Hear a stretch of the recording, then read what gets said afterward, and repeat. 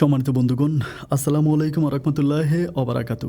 দূরে কাছে দেশে অথবা দেশে বাইরে থেকে কলিজার বন্ধুরা ঠিক এই মুহূর্তে যেখান থেকে আমার সাথে জয়েন করেছেন, আমি আপন আর যে আপন জীবনের গল্পের ৩১৪তম পর্বে আপনাকে বরাবরের মতো স্বাগতম জানাচ্ছি। বন্ধুগণ, আজ আমি আপনাদেরকে শোনাবো কুমিল্লার ছেলে আসিফের জীবনের এক বাস্তব গল্প। দেখেন, আমরা পৃথিবীর প্রায় প্রত্যেকটা মানুষ কোনো না কোনো বিপদে আছি, কোনো না কোনো কনফিউশনে আছি। কিন্তু বিশ্বাস করেন, আসিফ আজ এমন একটা বিপদে, এমন একটা কনফিউশনে আছে। ও আসলে তার লাইফে একটা সিদ্ধান্ত নিয়েছে, একটা সিদ্ধান্ত সে নিল, কিন্তু দুর্ভাগ্যবশত আমি বলবো যে বেশ কিছুদিন ধরে সে আমার স্টোরিগুলো শুনতেছিল এবং আমার স্টোরিগুলো শোনার পর আমাকে বললো যে আপন ভাই, আমি যেই সিদ্ধান্তটা নিয়েছিলাম আপনার গল্পগুলো শোনার পর আমার কাছে মনে হচ্ছে যে আমি অনেক স্বার্থপরের মতো সিদ্ধান্ত নিয়েছি। তাই আমি আমার জীবনের গল্পটা আপনাকে লিখে পাঠালাম। আপনি মেহেরবানি করে আমাকে বলবেন যে আমি এই সিদ্ধান্ত নিয়েছি, এটা আমার জন্য সঠিক হবে কিনা। বন্ধুরা, আমি প্রত্যেকটা মানুষকে রিকোয়েস্ট করবো যে আসিফের জীবনের গল্পটা শুরু থেকে শেষ অবধি শোনার পর একেবারে ন্যায় বিচারক হয়ে দুই দিক বিবেক বিবেচনা করে আসিফকে একটা সঠিক পথ দেখিয়ে দেওয়ার জন্য কমেন্ট বক্সের মাধ্যমে ধন্যবাদ সবাইকে। সুপ্রিয় বন্ধুগণ, আসসালামু আলাইকুম রহমতুল্লাহ অবরাকাতু। আমার নাম মোহাম্মদ আসিফ, আমার বাড়ি কুমিল্লা। বন্ধুরা, আমি আমার জীবনের গল্পটা শুরু করার শুরুতেই আপনাদেরকে আমার পরিবারের ব্যাপারে জানিয়ে রাখি। আমার পরিবারে আমি আছি, আমার বাবা আছে, মা আছে, এছাড়া আছে আমার বড় একটা ভাই। আমরা টোটাল 2 ভাই, আমাদের কোনো বোন নেই। আমাদের পরিবারটা কুমিল্লারই একেবারে একটা নিম্ন মধ্যবিত্ত পরিবার। আমার বাবা পেশায় ছিলেন একজন পত্রিকা বিক্রেতা। আমি খুব ছোটোবেলা থেকে দেখে আসছি আমার বাবা ঢাকাতে, শুনতাম যে ঢাকাতে চাকরি করে, এটাই শুনেছিলাম। কিন্তু যখন একটু একটু করে বুঝতে শিখে তখন জানতে পারি যে আমার বাবা ঢাকাতে যে চাকরিটা করে সেটা হচ্ছে পত্রিকা বিক্রি করা। বাবা বাসের মধ্যে, তারপরে বিভিন্ন দোকানে দোকানে এখানে সেখানে নিউজ পেপার হচ্ছে বিক্রি করতো। এই দিয়ে খুব কষ্ট করে আমাদের পরিবারটা চলতো। ছোটোবেলা থেকে আমি আমার পরিবারে তেমন কোনো সুখ শান্তি দেখিনি, প্রচুর অভাব আর অনটনের মাঝে আমার দিনগুলো কাটে। যাই হোক, আমি আমার জীবনের গল্পটা আমার স্কুল জীবন থেকে শুরু করি। আমি কুমিল্লারে কোনো একটা স্কুলে পড়াশোনা করতাম। আমি যখন পড়াশোনা করি তখন আমি একটা ব্যাপার খুব খেয়াল করে দেখি যে আমার বড় ভাইয়া তখন কলেজে পড়তো। আমার বাবা যদিও একটু অভাব অনটনের মানুষ ছিল, কিন্তু বাবা একটু শিক্ষিত ছিল। ওই সময় আমার আব্বা নাকি ক্লাস 5 পর্যন্ত পড়াশোনা করেছিল। তো সেক্ষেত্রে আমার বাবা মোটামুটি ইংলিশ ও রিডিং পড়তে পারে। যেহেতু পত্রিকা বিক্রি করতো, নিজেও পত্রিকা পড়তে, জন্য বাবার ভিতরে অনেক বেশি বিবেক বুদ্ধি ছিল। সেক্ষেত্রে বাবা আমাকে আর ভাইয়াকে হচ্ছে যথারীতি পড়াশোনা করাতো। আমি যখন স্কুলে পড়ি তখন আমার ভাইয়া হচ্ছে কলেজে পড়াশোনা করতো, কিন্তু কলেজে পড়াশোনা করা অবস্থায় আমার ভাইয়া জানি পড়াশোনার প্রতি কেমন একটা অমনোযোগী ছিল। ওই সময় আমার বাবা কোনো কাজ টাজ করতো না। বাবা মানে কমপ্লিটলি বাড়িতে চলে আসছে, বাড়িতে ঢুকে টেকে এটা সেটা করে, কোনোভাবে এটা সেটা করে কোনোভাবে চলতেছে। মানে বাবার কোনো ওরকম কোনো যে মানে আগে যেরকম পত্রিকা বিক্রি করে কিছু টাকা ইনকাম করতো, এখন সেটাও নাই। তো আমার আর ভাইয়ার পড়াশোনার খরচ জোগাড় করাটা আমাদের জন্য খুব কষ্টকর হয়ে যেত। ভাইয়া তখন হচ্ছে কিছু মানে টিউশনি করতো, টিউশনি করে একরকম ভাইয়া পড়াশোনা করতো, আর আমি মোটামুটি আমার নানু বাড়ির কাছ থেকে কিছু টাকা পয়সা এনে পড়াশোনা করতাম। এভাবেই দিনগুলো কাটতেছিল। কিন্তু ভাইয়া যখন কলেজে পড়াশোনা করতেছিল ওই মুহূর্তে ভাইয়া কেমন পড়াশোনার প্রতি খুব অমনোযোগী পড়াশোনা করে না, এবং ফার্স্ট ইয়ারের রেজাল্টও ভাইয়া ভীষণ খারাপ করে। এটা নিয়ে বাবা ভাইয়ের উপরে খুব ক্ষিপ্ত হয়ে যায়, খুব রেগে যায়। এটা কেমন কথা, তোকে তো কষ্ট করে পড়াশোনা করাচ্ছি, তো আসিফের দিকে তাকা, আসিফ কত সুন্দর পড়াশোনা করতেছে, আমার কিন্তু রেজাল্টগুলো অনেক ভালো হচ্ছে, প্রত্যেকটা জায়গায় কিন্তু আমি খুব ভালো রেজাল্ট করতেছি।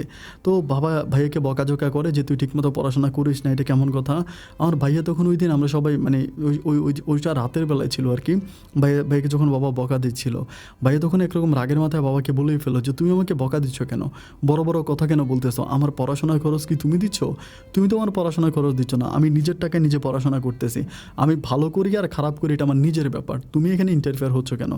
ওই কথাটা যে বাবা কতটা মর্মাহত হয় আমি বলে বোঝাতে পারবো না। আমার বাবা প্রচণ্ড রকমের কষ্ট পায় একদম। বাবা ওইখানে খাবার প্লেটে চোখের পানি ফেলে দেয়। মা তখন মানে খাবার প্লেট থেকে উঠে হচ্ছে ভাইয়াকে থাপড়াইতে থাকে, চোবড়াইতে থাকে যে তুই এত বড় বেয়াদব কী করে পারলি তোর বাবার কলিজে এভাবে আঘাত দিতে, এত বড় কথাটা বলতে।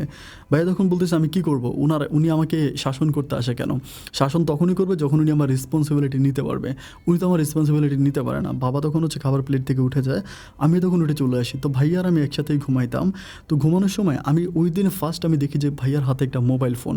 এটা কিন্তু আমি এতদিন ধরে দেখি নাই। ভাইয়া ওই দিন ডাইরেক্টলি আমার পাশে শুয়ে কান্না করে জানে কার সাথে কথা বলতেছিল, মানে প্রচণ্ড রকমের কান্নাকাটি করতেছে। আমি তখন বুঝতেছিলাম না, কিরি ভাইয়া কান্নাকাটি করতেছো কেন, ব্যাপারটা কি।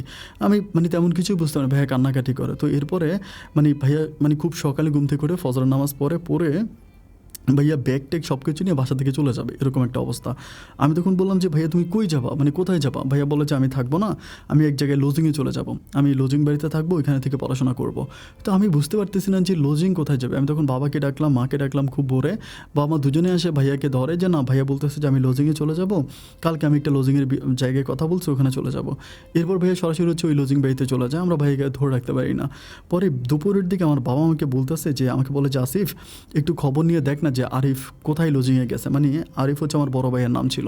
বলে যে আরিফ কোথায় লজিংয়ে গেছে, একটু খোঁজখবর নিয়ে নেক। এরপর আমি খোঁজখবর নিতে নিতে আমি তখন বাবাকে জানতে পারলাম যে আমার ভাইয়া হচ্ছে কলেজের পাশেই একটা বাড়িতে লজিংয়ে গেছে, এবং ওই বাড়িতে 3টা মেয়ে আছে, মানে 2টা ছোটো মেয়ে আর একটা বড় মেয়ে।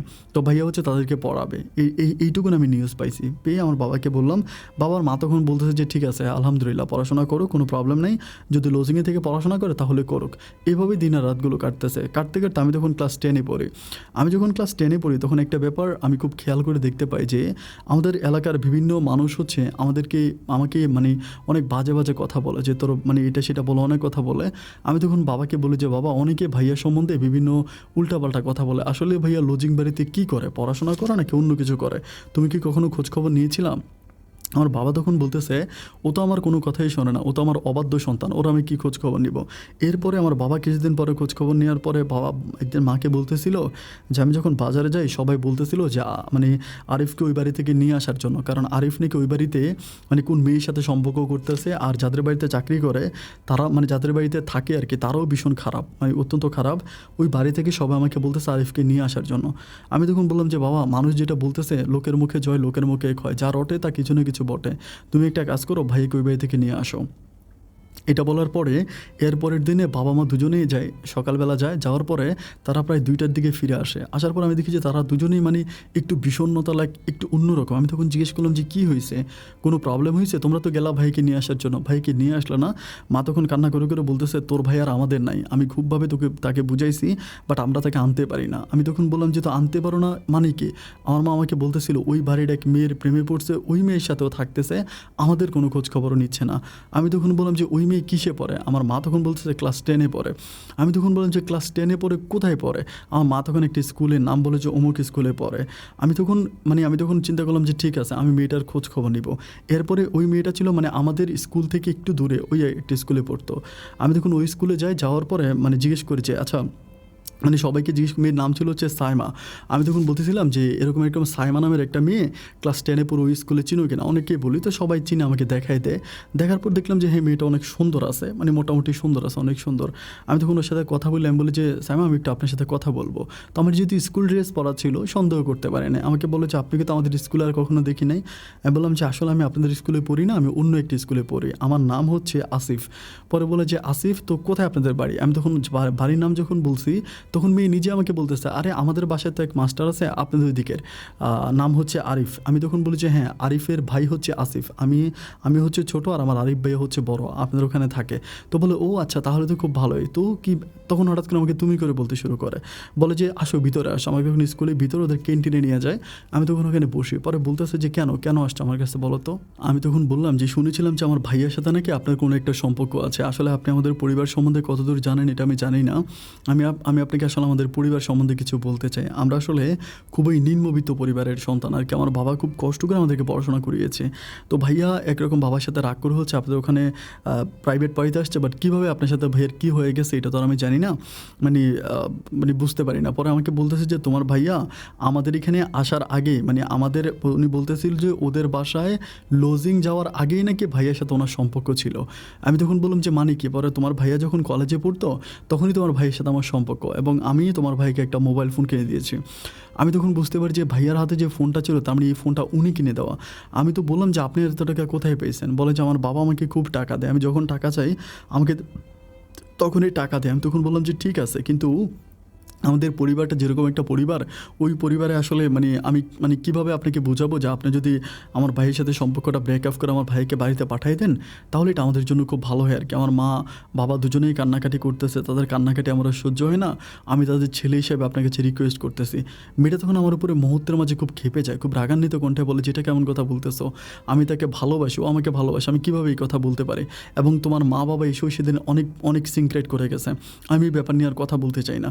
এটা বলার পর ও তখন আর কোনো কথা বলে না, ওখান থেকে চলে যায়। দেন আমি বাড়িতে চলে আসি, বাড়ি আসি। অ্যান্ড বাড়ি আসার এর পরের দিনে ভাইয়া হচ্ছে আমাদের বাড়িতে আসে। আমাদের বাড়িতে এসে ভাইয়া ভীষণভাবে রেগে যায়, খুব রাগান্বিত হয়ে আমাকে মারতে আসে, তেড়ে আসে মারার জন্য, এবং খুব গালাগালি করতেছে যে তোরা আমি এই করবো, তোরা আমি সেই করবো, খুবভাবে মারবে আমাকে। আমি তখন বলতেছিলাম যে কী করলাম। তখন ভাইয়া মাকে বলতেছে যে এত বড় সাহস, তোমরা তো গেছো। ও গিয়া হচ্ছে সাইমার উল্টাপাল্টা বুঝে আসছে যে ও গরিব, আমরা সেই এটা সেটা অনেক কিছু বুঝে আসছে। তোমরা কি চাও না যে আমি একটু লজিংয়ে থাকি, আমি ওখান থেকে পড়াশোনা করি? আমি তখন বললাম যে হ্যাঁ, আমরা তো তোমাকে লজিংয়ে থাকতে মানা করি নাই, তুমি এতদিন পর্যন্ত তো লজিংয়েই ছিলা, কিন্তু আমরা যখন জানতে পারলাম যে তুমি শুধু লজিং করো না, তুমি ওই বাড়িতে প্রেমও করো, তখন তো আমরা তোমাকে আনতে গেছিলাম। পরে ওই মুহূর্তে বাবা মায়ের উপর দিয়ে ভাই আমাকে খুব জোরে একটা থাপ্পড় মেরে বসে, এবং থাপ্পড় মারার সাথে সাথে আমার দাঁত দিয়ে হচ্ছে রক্ত বেরিয়ে যায়। আমার রক্ত দিকে তখন আব্বা তখন ভাইকে খুবভাবে ধরে। বাবা আর আব্বার মাঝে তখন প্রচুর পরিমাণ দস্তাদস্তি হয়, একরকম বাবাও ভাইয়ের গায়ে হাত তোলে এবং ভাইও বাবার গায়ে হাত তোলে। এমন একটা পর্যায়ে মা সহ আশেপাশের মানুষগুলো এসে দুজনকে দুদিকে ছুটে দেয়। আমার বাবা তখন বলে, আজ থেকে আমি তোর তেজ্যপুত্র করলাম, তুই আর কোনোদিন আমার বাড়ির ত্রিসীমানে আসবি না, আমার বাড়ির ত্রিসীমানে তুই আর কোনোদিন আসবি না, তোর চায়া যাতে আমি আমার বাড়ির আশেপাশে না দেখি। এটা বলার পরে ভাইয়া তখন বাড়ি থেকে চলে যায়। ভাইয়া চলে যাওয়ার পরে আমি হচ্ছে তখন আর বাড়িতে থাকি। আমার বাবা তখন আমাকে বলতেছিল যে তুই আমার একটা ছেলে, আমার স্থাবর যত জায়গায় সম্পত্তি আছে আমি সব তোর নামে লিখে দেবো, ওইটা আমার ছেলে না, ওই ছেলে আমার কোনো দরকারে নাই। পরিবারের মাঝে একটা কুন্দল সৃষ্টি হয়ে যায়। বাবা যদিও এই কথাগুলো বলে, কিন্তু কথাগুলো কোনোটাই বাবার মনের কথা ছিল না। প্রত্যেকটা কথায় বাবা শুধুমাত্র মুখ থেকে বলেছিল, মন থেকে আমার বাবা কিন্তু আমার ভাইয়ার জন্য কান্না করতেছে, আমি দেখতেছিলাম। কিন্তু পরিবারের এমন দুর্দশা, আমি তো কিছুই করতে পারি না। আমি তখন নীরবে সব কিছু সহ্য করতে করতে একটা পর্যায়ে আমার এসএসসি পরীক্ষা চলে আসে। আমি এসএসসি পরীক্ষা দিই এবং আলহামদুলিল্লাহ এসএসসি তো আমি খুব ভালো একটা রেজাল্ট করে এসএসসি পাস করি। এসএসসি পাস করার পরে ওই সময় আমার বাবা আর বাবার পক্ষে আর আমাকে টাকা পয়সা দেওয়া কোনোভাবেই আর সম্ভব হয় না। তখন আমি আমাদের এলাকায় হচ্ছে একটা কিন্ডারগার্টেন, নতুন করে একটা কিন্ডারগার্টেন বানায়, আমি ওই কিন্ডারগার্টেনে চাকরি নেই। কিন্ডারগার্টেনে চাকরি করতেছি, তার পাশাপাশি পড়াশোনা করতেছি। এর মাঝে কিন্তু এতগুলো দিন কেটে গেলেও ভাইয়ার কিন্তু আর কোনো খোঁজ খবর নেই। ভাইয়া কোথায় আছে, ভাইয়া কোন জায়গায় আছে, কোথায় চলে গেছে, এগুলো নিয়ে কিন্তু আমাদের আর কোনো কথাবার্তা নেই। সময়গুলো এভাবে কাটতে কাটতে আমার মনে আছে দিনটা ছিল শনিবারে আমার ভাইয়া হচ্ছে রাত প্রায় 10টা থেকে 10:30 বাজে আমাদের ঘরের দরজায় এসে ঠকঠক করে খুব জোরে জোরে শব্দ করতেছে। তো যখন শব্দ করতেছে তখন মা বলতেছে, কে রে, কী হয়েছে, শব্দ করতেছে কে? মা একটু হচ্ছে মা আবার আমার মা কিন্তু আবার একটু ভয় ভীতু টাইপের মহিলা ছিল আর কি। অনেক মহিলারা হয় না যে অনেক সাহসী হয়, অনেক দুর্দান্ত সাহসী এরকম হয়, বাট আমার মা ছিল একটু ভীতু টাইপের, একটু প্রচণ্ড রকমের ভীতু ছিল। যখন দরজা এরকম ধাক্কাচ্ছে, মা তখন হচ্ছে বাবাকে ডাকে, বাবা উঠে গিয়ে দরজা খোলেন। দরজা খোলার পরেই আমরা দেখতে পাই যে ঘরের দরজায় আমার ভাইয়া আর ওই সাইমা মেয়েটা দাঁড়ায় আছে।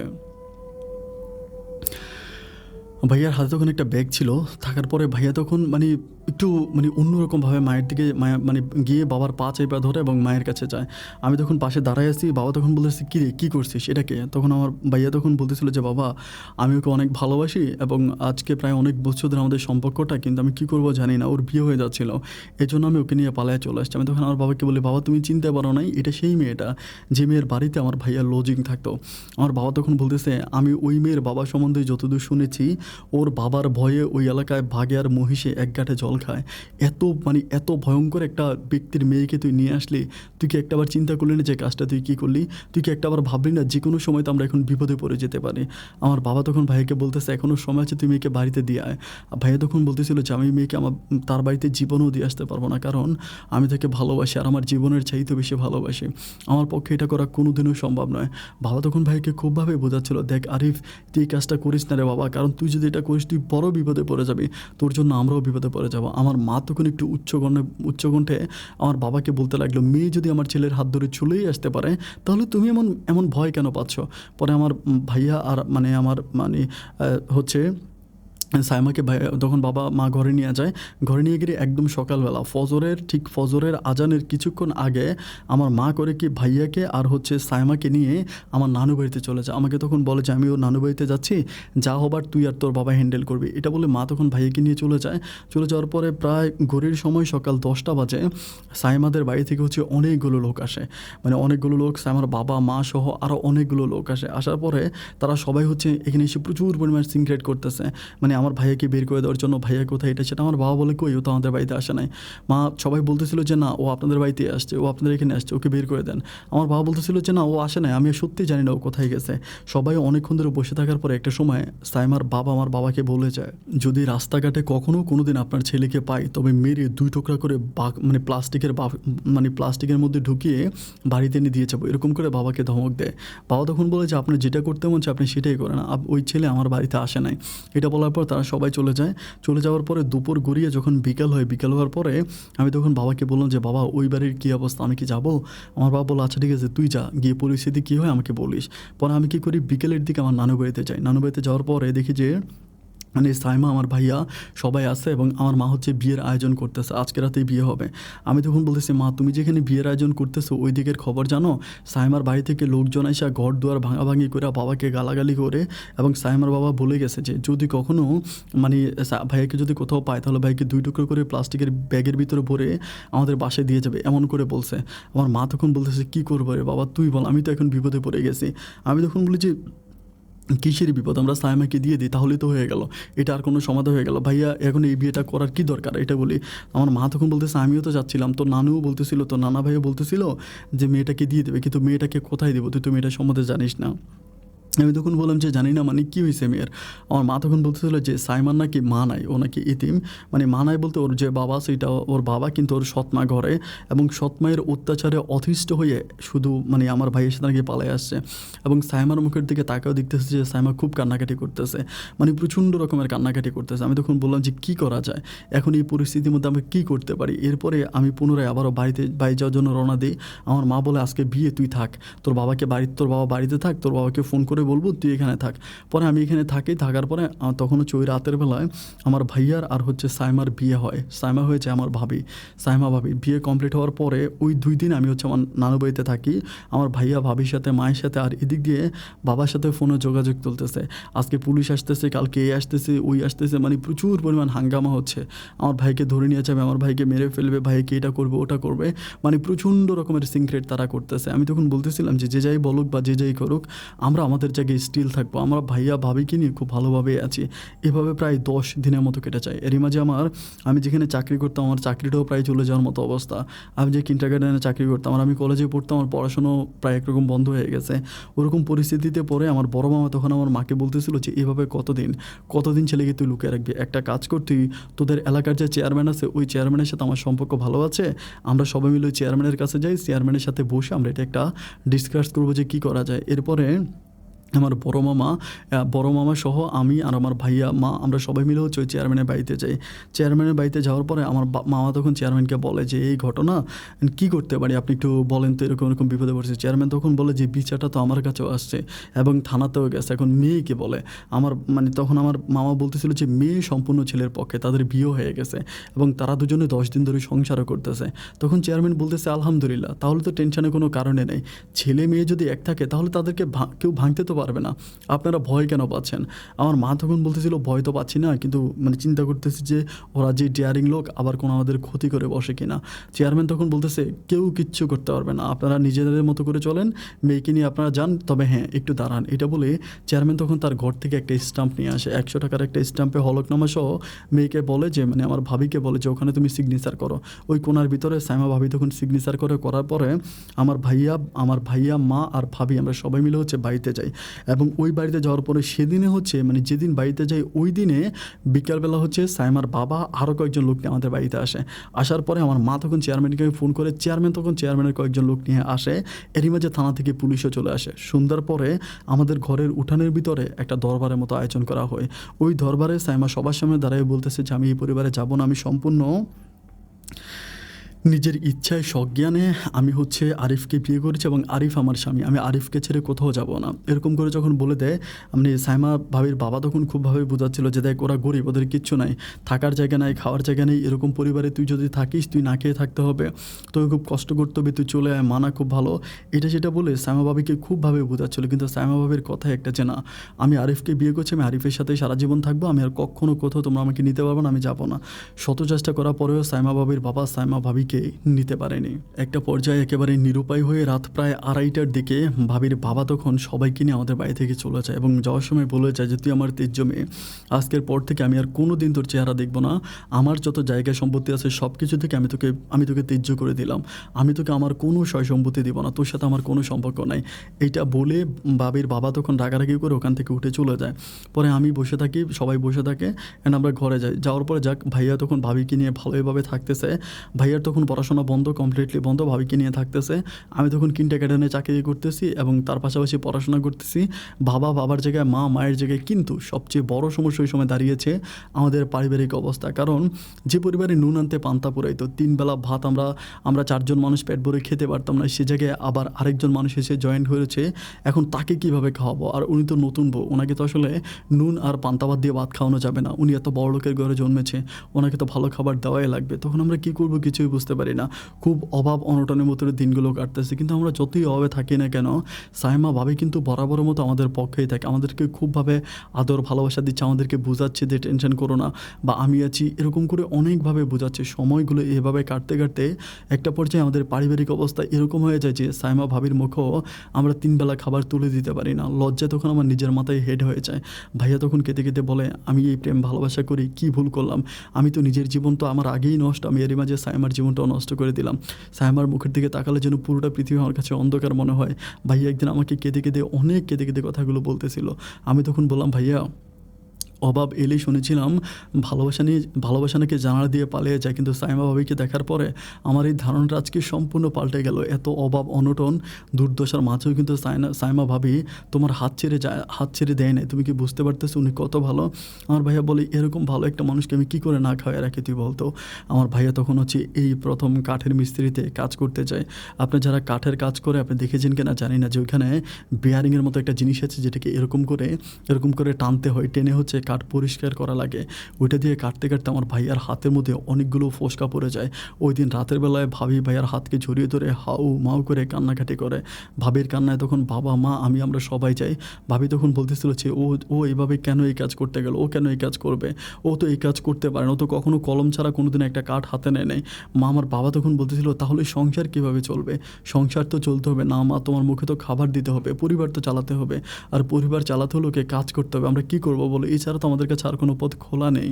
ভাবি তখন বলতেছিল যে ও যদি এরকম কাজ করে ও মারা যাবে, ও সত্যি মারা যাবে, ওকে এভাবে আমি এরকম এত হার্ড কাজ আমি ওকে করতে দিব না। ভাবি তখন খুব কান্নাকাটি করে, বাবাও তখন কান্নাকাটি করে, মাও কান্নাকাটি করে। এর পরের দিন সকালে একটা নতুন সূর্য উঠে শুরু হয় আর একটা নতুন দিনের গল্প। আমি তখন পায়জামা পাঞ্জাবি পরে সুন্দর করে কিন্ডারগার্টেনের দিকে যাচ্ছিলাম। ওই সময় আমার ভাবি আমাকে বলতেছিল যে আসিফ একটু দাঁড়াও, তোমার সাথে আমার কথা আছে। আমি তখন বললাম, কী কথা? আমাকে বলে যে তুমি আজকে কিন্ডারগার্টেনে যেও না। আমি বললাম যে ভাবি, তোমাদের বিয়ে শাদী নিয়ে অনেক প্যারায় ছিলাম, ওই সময় কিন্ডারগার্টেনে যেতে পারি না, এখন যদি না যাই খুব প্রবলেম হয়ে যাবে, তুমি এরকম করে বললো না আমি যাই। ভাবি তখন বলে যে না তুমি যেও না, তোমার সাথে আমার খুব ইম্পর্টেন্ট কথা আছে। আমি বললাম ওকে ঠিক আছে বলো। উনি তখন বলে যে আমি তোমাকে নিয়ে আমার নানু বাড়িতে যাবো। আমি বললাম আপনার নানু বাড়িতে? বলে হ্যাঁ, আমি আমার নানু বাড়িতে যাবো, আমার নানু বাড়িতে গিয়ে আমি মানে তোমাকে নিয়ে যাবো, এটা আমাকে বলেন। আমি বললাম আচ্ছা ঠিক আছে চলেন। এরপরে আমি আমার ভাবির সাথে সাইমা ভাবির সাথে আমি আমার নানু বাড়িতে যাই। নানু বাড়িতে যাওয়ার পর আমি ভীষণ তাজ্জব হয়ে যায়, আমি খুব অবাক হয়ে যাই। অনেক বিশাল একটা বাড়ি, দেখলে মনে হয় যে একেবারে রাজপ্রাসাদ। ওখানে আছে শুধু ভাবি আর ভাবির হচ্ছে ভাবির নানা নানি আছে, আর কেউ নেই। দুই মামা নাকি থাকতো, তার নাকি বিদেশে থাকে, আমাদের সাথে কোনো যোগাযোগ নেই। ওখানে বিয়ে করছে, নানা আছে নানি আছে। তো নানা খুবই বৃদ্ধ, নানিও বৃদ্ধ। ওখানে যাওয়ার পরে ওনার নানা সাইমা ভাবিকে জড়িয়ে ধরে খুব কান্নাকাটি করতেছে যে তোর মা আমাদেরকে ছেড়ে চলে গেল, তুই আমাদের একটা মাত্র নাতিন, তুই এটা কী করলে? তোর বাবা এসে আমাদের কাছে বিচার দিল, তুই নাকি এরকম কোন ছেলে হাত ধরে পালাই গেছিস। এমনি খুব বেশি কান্নাকাটি করতে শুরু করলো। সাইমাও তখন কান্নাকাটি করতেছে, সাইমা ভাবিও কান্নাকাটি করে বলতেছে যে আমি কী করবো, আমি তো খুব বিপদে পড়ে গেছি, এরকম বিপদে পড়ছে আমি বলে বোঝাতে পারবো না, আল্লাহ আমাকে এরকম বিপদে ফালাই দিছে, এখন নানা ভাই আপনি আমাকে বাঁচান। ওরকম করে কান্নাকাটি করে। আমিও তখন বসে আছি। তো আমরা তখন ওই রাতে ওখানে থাকি। ভাইয়াকে ফোন করে বলা হয় যে আমরা আজকে আসবো না। পরে রাতে থাকি। পরের দিন রাতের বেলা ওরা কী কথা বলে আমি জানি না, আমি তো আমার রুমেই ঘুমাই। পরের দিন সকালবেলা আমার ভাবি বলতেছিল যে আমাকে বলে যে তুমি চলে যাও, আমি বিকেলে আসবো, এটা আমাকে বলে। আমি তখন বুঝতে পারতেছিলাম না যে কী ব্যাপার, বিকালে কেন আসবে। আমি বললাম যে না ঠিক আছে আমি সব থাকি, আমি বিকালে যাই। উনি বলে যে না তোমার তো ক্লাস আছে, তুমি তো তোমার যদি কোচিং মিস করো প্রবলেম হয়ে যাবে, কিন্ডারগার্টেনের চাকরিতে মিস করো খুব প্রবলেম হয়ে যাবে, তুমি চলে যাও। আমি তখন বললাম যে, "আমি আপনাকে এভাবে রেখে কীভাবে যাবো?" তখন উনি বলে যে, "প্লিজ তুমি যাও।" একটু রাগান্বিত অবস্থায় যখন বলে, আমি তখন বলি, "আচ্ছা ঠিক আছে।" দেন আমি চলে আসি। কিন্তু আস্তে, আস্তে চিন্তা করতেছি এটা আমি কী করলাম? বাড়িতে আসার পর যখন ভাইয়াকে বলি যে, "ভাইয়া এই ঘটনা।" ভাইয়া তখন আমার উপরে প্রচণ্ড রকমের ক্ষেপে যায়। মানে খুব রাগারাগি করে যে, "তুই কী করলি? তুই কেন ওকে এভাবে রেখে আসলি?" আমি বললাম যে, "আরে উনি আমাকে বলল যে চলে যাওয়ার জন্য। ওনার নানার বাড়ি। উনি যদি আমাকে বিদায় করে দেয়, আমি কি থাকতে পারি?" ভাইয়া তখন ওই সময় সাইকেল নিয়ে ওইখানে রওনা দেয়। আমার মা মানা করে, বাবা মানা করে, ভাইয়া কারো কথাই শোনে না। ভাইয়া তখন সাইকেল চালিয়ে ওই বাড়িতে চলে যায়। চলে যাওয়ার পরে ওই দিন রাতের বেলায় মানে প্রায় রাত ৯টার দিকে ভাইয়া আর ভাবি আমাদের বাড়ি ফিরে, মানে ওনার নানু বাড়ি থেকে আসার পরে আমার বাবা তখন জিজ্ঞেস করে, "কী রে কী হয়েছিল? তোরা কেন গেলে?" ভাইয়া তখন মানে প্রচণ্ড রকমের খুশি, মানে অনেক আনন্দ, ভাবিরও অনেক আনন্দ, দুজনে মানে মোটামুটি অনেক হ্যাপি আছে। তো ভাইয়া বলতেছিল যে, বাবা আমরা খুব টায়ার্ড, আমরা কালকে কথা বলবো।" এটা বলে ভাইয়া আর ভাবি ঘুমাইতে চলে যায়। পরের দিন সকালবেলা আমি তো চলে যাচ্ছি কিন্ডারগার্টেনে। কিন্ডারগার্টেন থেকে দুপুরবেলা আসার পরে আমি শুনতে পাই যে আমার বাবা আমাকে বলতেছিল যে, "আল্লাহ মনে হয় আমাদের দিকে ফিরে তাকাইছে।" আমি তখন বললাম যে, "ফিরে তাকাইছে মানে কী হইছে?" আমার বাবা বলতেছিল যে, "আরিফ তো তার নানা শ্বশুর বাড়িতে গেছিল এবং সাইমা সহ তার নানা বাড়িতে গিয়ে ওরা কথাবার্তা বলে আসছে। ওর নানা বলছে যে ৬ লাখ টাকা দিবে তোর ভাইয়াকে বিদেশে চলে যাওয়ার জন্য, বিদেশের জন্য ভিসা দেখার জন্য, অ্যান্ড ২০,০০০ টাকা দিয়ে দিছে পাসপোর্ট করার জন্য।" আমি বললাম, "তো গতকালকে রাত্রি এই জন্য ভাইয়ার ভাবি খুব হ্যাপি ছিল?" বাবা বলে যে, "হ্যাঁ এই জন্যই তারা অনেক খুশি ছিল। এখন মানে তো আলহামদুলিল্লাহ আমাদের দিনগুলো যদি ফিরে যাও, যদি যাইতে পারে তাহলে তো আমাদের আর কোনো কষ্ট থাকবে না।" আমি বলি, "আলহামদুলিল্লাহ।" এরপর যথারীতি ভাইয়া হচ্ছে পাসপোর্ট করার জন্য প্রিপারেশন নিচ্ছে, পাসপোর্ট করবে, পাসপোর্টের জন্য কথাবার্তা বলতেছেন। ভাইয়া তখন ঢাকাতে যায়, অ্যান্ড ঢাকা থেকে পাসপোর্টের কাজ কমপ্লিট করে, পাসপোর্ট কমপ্লিট করে ভাইয়া তখন আসে। আসার পরে ওই পাসপোর্টের কপি আমাদের এলাকারই এক লোক আছে, উনি আবার মানে বিদেশের লোক নেয়, মিডল ইস্টে বিভিন্ন দেশের লোক নেয়, ওনার সাথে কথাবার্তা বলি। উনি তখন বলে যে সৌদি আরবের একটা ভিসা আছে, অ্যান্ড ভিসাটা খুব ভালো, ওইখানে হচ্ছে রেস্টুরেন্টের ভিসা, অনেক ভালো। ভাইয়াকে বলে যে দামও বেশি হবে না, ৫ লাখ টাকার মতো হবে। তো ৫ লাখ টাকার মতো কথাবার্তা হওয়ার পরে ভাইয়া ওখানে হচ্ছে মানে ১০,০০০ টাকা সহ পাসপোর্ট জমা দেয়। পাসপোর্ট জমা দেওয়ার পরে প্রায় ৩ থেকে ৩.৫ মাস পরে আমার ভাইয়ার ওইখানে ভিসা লেগে যায়, এবং ভিসা লাগার পরে তো ভাইয়া অত্যন্ত খুশি, ভাবিও খুশি। এরপরে ভাবি ওনার নানা শ্বশুর মানে নানার বাড়িতে যায়, আমার ভাইয়াও যায় সাথে করে, যায় ওখান থেকে ওরা টাকা নিয়ে আসে। টাকা নিয়ে আসার পরে টাকা দেয়, টাকা টুকা দেওয়ার পরে আমার ভাইয়ার মানে টিকিট টুকেট সব কিছু কনফার্ম করে ভাইয়ার হচ্ছে যাওয়ার ডেট পড়ে যায়। তো ভাই যেদিন চলে যাবে তার ২ দিন আগে আমার বাবা তখন বলতেছিল, "যত যাই হোক শত হইলেও তো মানে সাইমার বাবা তো তোর শ্বশুর, তুই একটু তোর শ্বশুরের কাছে বলে আয়", এটা বলার জন্য। তো আমার বাবা এই কথা বলার পরে মা বলে, "তুমি কি পাগল হয়ে গেছো? ওর আগামী দিন ওই দেশ ছেড়ে চলে যাবে। এখন যদি ও যায়, যদি ওরা আটকায় ফেলে বা ওর গায়ে হাত তোলে, তাহলে কি ওর ফ্লাইটটা মিস হয়ে যাবে না, ভিসাটা মিস হয়ে যাবে না?" এরকম করে তখন সাইমাও বলতেছিল যে, "হ্যাঁ হ্যাঁ ঠিক বলছে।" আমি তখন চিন্তা করলাম যে কথাটা কিন্তু একেবারে মিথ্যে নয়, কারণ উনি তো আমাদের উপরেই খুব বেশি রেগে আছে। দেখা গেলো ভাইয়া গেল ভালোর জন্য, ভাইকে একটা আঘাত করে বসলো, আঘাত করলে তো ভাইয়া আর যাইতে পারবে না বিদেশে। ওইটা চিন্তা ভাবনা করে তখন আমরা সবাই মিলে সিদ্ধান্ত নিলাম যে ঠিক আছে, যা হবার তো হয়ে গেছে, আর ওইদিকে যাওয়ার দরকার নেই, আল্লাহর উপরে ভরসা আছে, আমরা তো কোনো অন্যায় অপরাধ করি নাই। এর ঠিক ২ দিন পরে আমার ভাইয়ার হচ্ছে ফ্লাইট হয়ে যায়। ভাইয়া হচ্ছে আলহামদুলিল্লাহ সৌদি আরব উদ্দেশ্যে চলে যায়। ভাইয়া সৌদি আরবের উদ্দেশ্যে চলে যায়। যাই হোক আলহামদুলিল্লাহ সৌদি আরবে যায়। যেদিন যায় ওই দিনই ভাইয়ের সাথে আমার কথা হয়। ভাইয়া বলে যে ঠিক মতো আসছে, কোনো প্রবলেম নাই। ওখানে মানে খুব ভালো অবস্থানে গেছে, এটা কাজ শুরু করবে। ওখানে কাজ শুরু করবে, ঠিক ২ দিন পরে ভাইয়া সৌদি আরবে কাজ শুরু করে। তো কাজ শুরু করে ভাইয়া তো মোটামুটি খুব ভালো কাজ করতেছে। কাজ করতে, করতে ১ সপ্তাহ পরে ভাইয়া তখন আমার আব্বাকে ফোন করে বলতেছে যে, "বাবা আমাকে একটা মানে অন্যরকম একটা ভিসা আনা হইছে।" আমার বাবা বলে যে, "অন্যরকম ভিসা মানে অন্যরকম কী ভিসা?" পরে আমরা জানতে পারি যে ভাইয়াকে যে ভিসা নেওয়া হয়েছিল, মানে ওখানে ভিসা বের হয়েছিল নাকি ২০টা, মানে একটা কোম্পানির ২০টা ভিসা বের হয়েছিল। তো ২০ মানে ২০ এরকম করছে কি, ওইখানে নাকি এক বাঙালি মানে একটু মানে ডেয়ারিং টাইপের খারাপ লোক ছিল আর কি, উনি করছে কি ওই শূন্যর সাথে আরেকটা শূন্য বসায় দিছে, বসায় দিয়ে এটাকে ২০০ ভিসা বানায় ফেলছে। এখন ২০০ ভিসা বানায় ২০০ ভিসার লোক বাংলাদেশ থেকে নিয়ে গেছে। এখন আকামা হয়েছে মাত্র ২০ জনের, ৮০ জনের তো আকামা ১৮০ জনের তো আর আকামা হচ্ছে না, শুধুমাত্র ২০ জনের আকামা হয়েছে। তখন আমার মানে ভাইয়া তখন বলতেছিল যে আমার তো আকামা হচ্ছে না, আমি তো ওই ১৮০ জনের ভিতরে পড়ে গেছি, ওরা মানে ২০ জনে মাত্র আকামা করছে। তো বাবা তখন বলতেছিল এখন কী করবে? আমার ভাইয়া বলতেছে কী করবো, এত টাকা ঋণ করে আসছে, একে তো হচ্ছে শ্বশুরবাড়ির মানে শ্বশুরবাড়িও না, নানা শ্বশুরবাড়ির ঋণ, এর উপরে আমার বউ এখন কী করতে পারে? আমার বাবা বলে, "তুই যদি বাড়িতে আসিস তাহলে সবাইকে না খেয়ে মরতে হবে, ফাঁসি দিয়ে মরা ছাড়া কোনো গতি নেই, তুই কিছু একটা কর।" ভাইয়া তখন বলতেছিল যে আচ্ছা ঠিক আছে তোমরা টেনশন করো না, আমি কিছু একটা করবো ইনশাল্লাহ। এটা বলে ভাইয়া দেন হচ্ছে ওই সময় ওই মালিকের ওখান থেকে পালায়া যায়। মালিকের ওখান থেকে পালিয়ে ভাইয়া খুবই কষ্টের কাজ করতেছে, মানে প্রচণ্ড রকমের কষ্টের কাজ করে, তাঁবুর কাজ করে, বিল্ডিংয়ের কাজ করে, তারপরে মাটির কাজ করে, অনেক কষ্টে কাজ করে। মাঝে মাঝে ভিডিও কল দিয়ে ভাইয়াকে দেখি, ভাইয়াকে দেখার পরে নিজের চোখের পানি ধরে রাখতে পারি না, এত পরিমাণ পরিশ্রম করে। আর সাইমা ভাবির মুখের দিকে তো তাকানো হয়েছে না, ভাবিও একরকম কান্না করতে করতে মরে যাওয়ার মতো অবস্থা। আর বাবা তখন বলতেছিল যে তোমরা সবাই এরকম নাটক কেন করতেছো, ও ছেলে হয়ে যেহেতু জন্মাইছে ওকে তো কাজ করাই লাগবে, ও তো কাজ করবে তাই না, ওকে তো কাজ করতেই হবে। তোমরা এরকম করে মানে এরকম কান্নাকাটি করে এত কান্নাকাটির হিড়িক কেন বসাই দিচ্ছ। তো যাই হোক, ভাবির মানে মনের বেতন আর মায়ের মনের বেতন তার কেউ বুঝতে পারে না। এভাবে কয়েকটা দিন কাটে, কয়েকটা দিন কাটার পরেই লোকে বলে যে মরার উপরে খাড়া, মরার উপরে খাড়া বলতে একটা কথা আছে, এরকম মরার উপরে একটা খাড়া পড়ে। কয়েকদিন পরে হঠাৎ করে আমার ভাইয়া হচ্ছে পুলিশের কাছে ধরা খেয়ে যায়। পুলিশের কাছে ধরা খেয়ে যায়, অবৈধ যেহেতু কাগজপত্র এরকম কাজ করতে ধরা খেয়ে যায়। আমাদের ভাড়ে আরেক লোক আছে, উনি ফোন করে আমার বাবাকে বলে যে এরকম এরকম আরিফকে হচ্ছে পুলিশ ধরে নিয়ে গেছে, আরিফ ধরা খেয়ে গেছে। তখন তো আরও বেশি বিপদে পড়ে যায়, মানে পরিস্থিতি তখন এতটাই খারাপ হয়ে যায় যে কোনোভাবেই হচ্ছে বাবাকেও মাকেও ঠিক করতে পারি না, ভাবিকেও ঠিক করতে পারি না। মা আর ভাবির কান্নায় আকাশ বাতাস তখন মানে একদম ভেঙে পড়তেছিল। ওই সময়ও আর ভাবি বলছিল যে প্রয়োজনে আমি আমার নানার কাছ থেকে আরও টাকা আনবো, নানার কাছ থেকে আরও টাকা এনে এরপর আমি ওকে ওখান থেকে ছুটে আনবো, মানে ভাবি আরও টাকা দিতে চায়। পরে আমার বাবা বলতেছিল যে টাকা দিয়ে কি হবে, ওইখানেও জেলে পড়ছে, যেটা আইনিভাবে যে প্রক্রিয়া আছে ওই প্রক্রিয়া কমপ্লিট হলে ও নিজেই বেরিয়ে আসবে, কেউ টাকা দেওয়া লাগবে না। তো তারপরেও ভাবি বলতেছিল যে উনি একটু মানে টাকা পাঠাতে চায়, এটা নিয়ে খুবভাবে চলতেছিল। তো এভাবে ভাইয়া জেলে পড়ে গেল। আমি তখনও কিন্ডারগার্টেনে চাকরি করতেছি, অ্যান্ড তখন কিন্তু আমি ইন্টারমিডিয়েটের মানে ফাইনাল ইয়ারে থাকি। আমি ইন্টার ফাইনাল পরীক্ষা দিব ওই মুহূর্তে, পর ওই মুহূর্তে ইন্টার ফাইনাল পরীক্ষা দিব। তো এর মধ্যে আর ভাইয়ার আর কোনো খোঁজখবর নাই, ভাইয়া ওরকম জেলেই পড়ে আছে। প্রায় 3-4 দিন পরে ভাইয়া হচ্ছে একদিন ফোন করে মানে মার সাথে কথা বলে, ভাবির সাথে একটু মানে 5 মিনিট 10 মিনিট জেলখানা থেকে যতটুকু কথা বলা যায় অতটুকু কথা বলে। তো বলে যে ইনশাল্লাহ আইনি প্রক্রিয়া কমপ্লিট হলে আমি খুব রিসেন্ট হচ্ছে বেরিয়ে আসবো, তোমরা চিন্তা করো না, ওরকম করে মানে ভাবিকে মাকে সান্ত্বনা দেয়। কিন্তু আমি তো বুঝতেছি যে ভাইয়ার যে কত বছর ভাইয়ের ওখানে থাকা লাগে তার কোনো ঠিক নাই।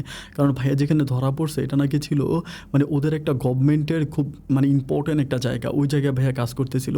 আবার কাজ করার সময় ভাইয়ের সেফটি ছিল না, মানে সেফটি বলতে ভাইয়া 3 তলার উপরে রাজমিস্ত্রির যে কাজ হয় বিল্ডিং কনস্ট্রাকশনের ওই কাজ করতেছিল। তো ওখানে কোনো সেফটি নাই, ওই দুইটা জিনিস ভাইয়াকে একসাথে পেয়ে বসছে। যাই হোক, তখন সব কিছু মিলিয়ে খুব মানে খারাপ অবস্থা। বাসার ভিতরে কান্নাকাটি, মা কান্নাকাটি করে, ভাবি কান্নাকাটি করে, বাবার অবস্থাও খারাপ, আমার অবস্থাও খারাপ। তো এভাবে সময়গুলো কাটতে কাটতে একদিন হচ্ছে আমাদের পার্শ্ববর্তী ঘরে আর কি, মানে আমাদের বাসা থেকে মানে পার্শ্ববর্তী বলতে আমাদের গ্রাম থেকে পাশের একটা গ্রামে ওইখানে হচ্ছে একটা হিন্দু বিয়ে আর কি, হিন্দু বিয়ে। তো আপনারা যারা হিন্দু বিয়ে দেখেছেন তারা জানেন যে হিন্দু বিয়েতে কিন্তু প্রচুর মজা মাস্তি হয়, মানে অনেকেই নাচানাচি করে, অনেক আনন্দ ফুর্তি করে হিন্দুর বিয়েতেগুলোতে।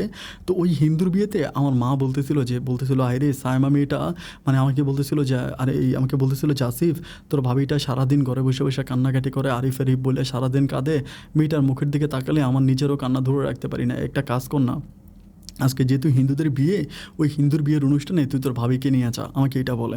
আমি তখন বললাম যে এটা কেমন কথা বলতেছো, হিন্দুর বিয়েতে আমি যাবো নাকি?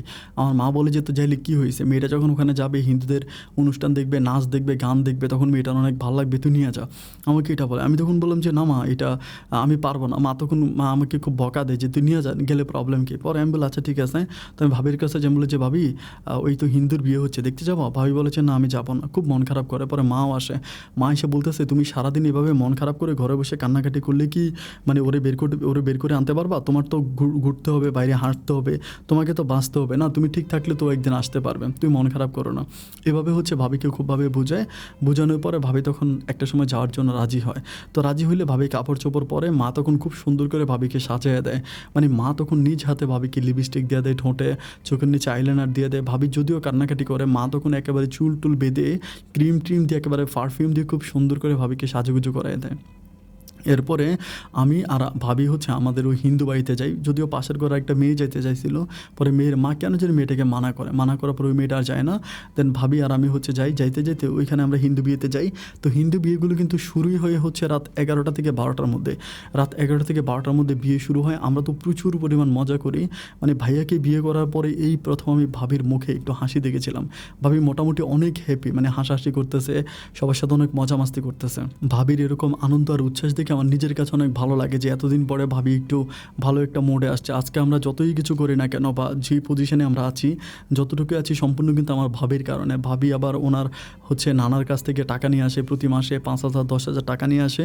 ওই টাকা দিয়ে আমাদের সংসারটা চলতেছে। ভাইয়া টাকা না দিলেও ভাবির নানার টাকা আমাদের সংসারটা ভালোই চলতেছে। আর এরই মাঝে কিন্তু ভাবির বাবা আর ভাবির ওই সৎ মা, মানে সৎ যে দুটো বোন আছে তাদের সাথে ভাবির আর কোনো যোগাযোগ নেই। তাদের কাছ থেকে ভাবি সম্পূর্ণভাবে সরে আসে। এরপরে ভাবি এভাবেই হচ্ছে আমরা মানে অনুষ্ঠান দেখতেছিলাম। অনুষ্ঠান দেখতে দেখতে বিকাল প্রায় 3টার মতো, মানে রাত প্রায় 3টার মতো বেঁচে যায়। যখন রাত 3টা বাজে তখন ভাবি বলতেছিল যে আমি বাড়ি চলে যাবো, আমার খুব টায়ার্ড লাগতেছে। মানে আমি বললাম যে ঠিক আছে তুমি এখানে শো বা কোথাও শো। তো ভাই বলে এখানে আমি কোথায় শুইবো, এটা একটা হিন্দু বাড়ি, এখানে কি শোয়ার জায়গা আছে? তো আমি তখন ভাবিকে ওখানে ঘুম পাড়ানোর জন্য বিভিন্ন জায়গায় যাইতেছিলাম, বাট দেখতেছিলাম যে না। আর হিন্দুর বিয়ে তো সব ছেলে মেয়েগুলো একসাথে ঘুমায়, বা আমার কাছে একটু ব্যাপারটা অন্যরকম মনে হচ্ছিলো। আমার ভাবি আবার দেখতে একটু সুন্দর ছিল। তো আমি চিন্তা করলাম না জেনে আবার কী হয়েছে, যাই হোক রাত 3টা বাজে তো কী হয়েছে, রাস্তার মধ্যে আলো আছে। ওই দিন আবার চাঁদের আলো ছিল ভালো। আমি তখন চিন্তা করলাম যে রাস্তায় চাঁদের আলো আছে, আমি ভাবিকে নিয়ে বাড়িতেই চলে যাই। এটা প্ল্যানিং করে আমি তখন ভাবিকে নিয়ে রওনা দিলাম। রওনা দেওয়ার পরে মানে আমাদের যখন যাচ্ছিলাম ওদিকে একটা বট গাছের মতো একটা জায়গা আছে। ওই বট গাছের নিচে দিয়ে যাওয়ার সময় মানে কেমন একটা বাতাস জানি আসছিল, মানে একটা উজালা বাতাস আসছিল, মানে খুব জোরে একটা বাতাস। এবং বাতাস আসার পরে মানে ভাবি জানি কেমন করতে শুরু করে। ভাবি কেমন করতে শুরু করে বলতে মানে ভাবি যিনি একটু অন্যরকম বিহেভ শুরু করছে। মানে অন্যরকম বিহেভ বলতে ভাবি আমাকে বলতেছে যে আমি এদিক দিয়ে যাবো না, আমি ওই দিক দিয়ে যাবো, আমাকে এটা বলে। তো আমি তখন বললাম যে এদিক দিয়ে তো রাস্তা, সোজা আমরা চলে যাবো বাড়িতে, তুমি ওই দিক দিয়ে কই যাবা? ভাই বলে যে না, আমি ওই মাছের দিয়ে মাছের ঘের দিয়ে ওই পাশে কিন্তু আবার মাছের চাষ করা হইতো।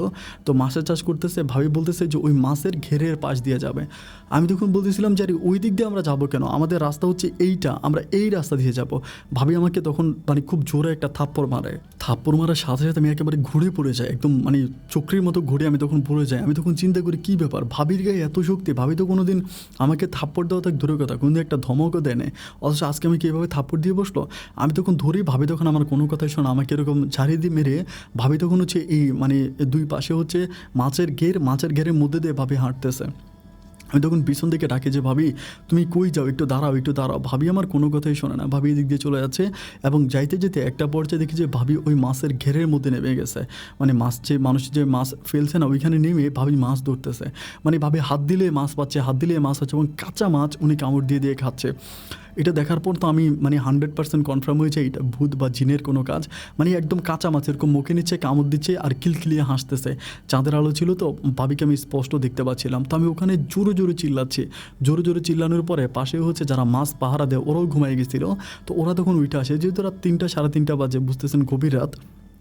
পরে ওরাও তখন দৌড়ে আসার পরে সবাই মিলে ধরে ভাবিকে হচ্ছে এখান থেকে উঠে ভাবিকে ধরে রাখতে পারি না। ওইখান থেকে 5জন লোক আসে, মানে মাছ যারা পাহারা দেয় ওখানে 5জন ছিল, আমি সহ 6জন মানুষ ভাবিকে ধরি। ভাবি এরকম করে উপরের দিকে লাভ একদম মাছের মতো লাভ মেরে মনে আকাশে উঠে যায়। ওইখান থেকে আবার পরে মানে ধরে রাখতে পারি না, খুবই কষ্ট করে ভাই পর্যন্ত আনি। ভাই টানার পরে তো আব্বা আম্মা দুজনেই চিল্লা শুরু করছে। যে বাবা তখন মাকে খুব গালাগালি করতেছে যে তুমি এটা কী করলা, কেন মেয়েটাকে পাঠাইলা হিন্দু বিয়েতে।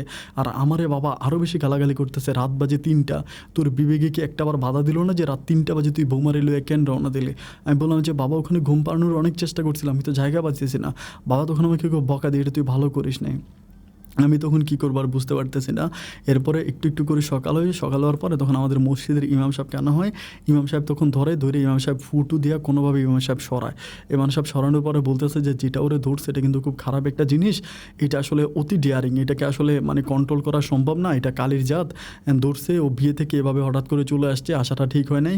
আর রাতের বেলা এদিক দিয়ে রওনা দিছে, ওর গায়ে হচ্ছে খুশবু মাখা ছিল। মানে আমার মা যাওয়ার সময় ভাইয়া বিদেশ থেকে আবার সেন্ট পাঠাইছিল, বিদেশি সেন্ট। ওই বিদেশি সেন্ট আবার আমার ভাবির গায়ে মারছিল, অনেক সেন্ট মারছিল এই জন্যই। তো পরে কবিরাজ বলতেছিল যে ঠিক আছে, মানে হুজুর বলতেছিল ঠিক আছে, এটা বলে হুজুর মনে হয় 2 কদম সামনে জানে, এটা আবার এসে আমার ভাবিরে ধরছে। আবার ভাবে আগের মতো গালাগালি করতেছে, ওই হুজুর তুই কই চাস, তোর আমি চামড়া কাবায় খামু, তোর একটা ছোট ছেলে আছে। হুজুরের কিছুদিন আগে একটা ছেলে হয়েছিল আর কি, বড় বলে যে, "তোর ছেলে হইছে দেখছস? ওই ছেলের ঘাড় মটকায়া খামু, ওই ছেলের আমি খেয়ে ফেলমু।" ওরকম করে হুজুরকে বলতেছে।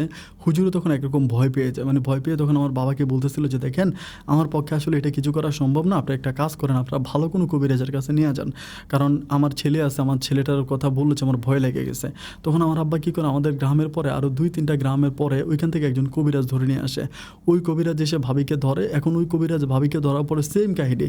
কবিরাজ মানে যতক্ষণ ওষুধ দেয় সারে ২ মিনিট পরে আবার ধরে। সারে আবার ধরে। মানে তাবিজ থাকা অবস্থা ওনাকে ধরে ফেলে।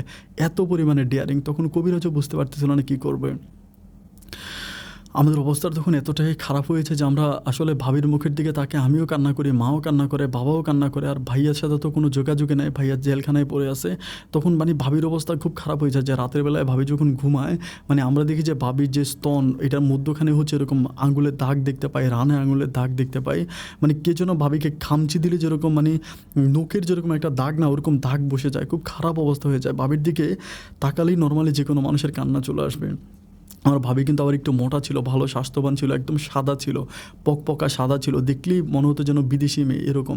তো তার উপরে এরকম অবস্থাগুলো দেখতে দেখতে আর কী করবো কোনো কিছুই বুঝতে পারছি না। এখানে সেখানে বিভিন্ন কবিরাজের কাছে নিয়ে যাচ্ছে, বাট কোনো কবিরাজের কাছে আমরা ভালো কোনো সুরাহার পাচ্ছি না।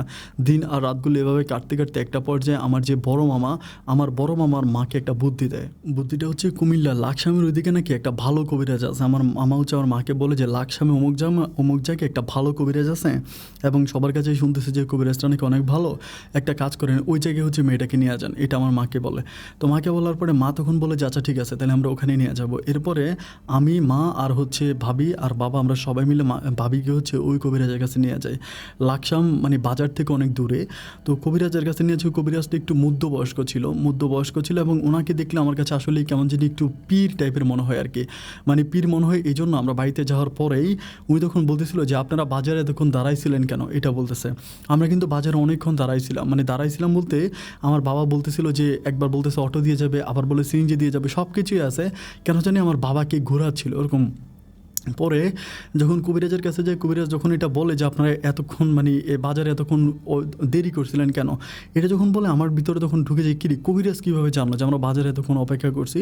তো আমার ওই কবিরাজটার উপর অনেক বিশ্বাস জন্মে আর কি। পরে কবিরাজ আমার ভাবিকে দেখা সব কিছু দেখে আমার বাবাকে বলতেছিল যে, "একটা কাজ করেন, এটা আসলে কবিরাজিতে কাজ হবে না। এটা যেটা ধরছে এটা হচ্ছে কালি, আর কালি খুব খারাপ। এটা সহজে ছাড়বে না, ওকে সহজে ছাড়বে না। কালির কোনোভাবে ঘৃণা লাগাতে হবে।"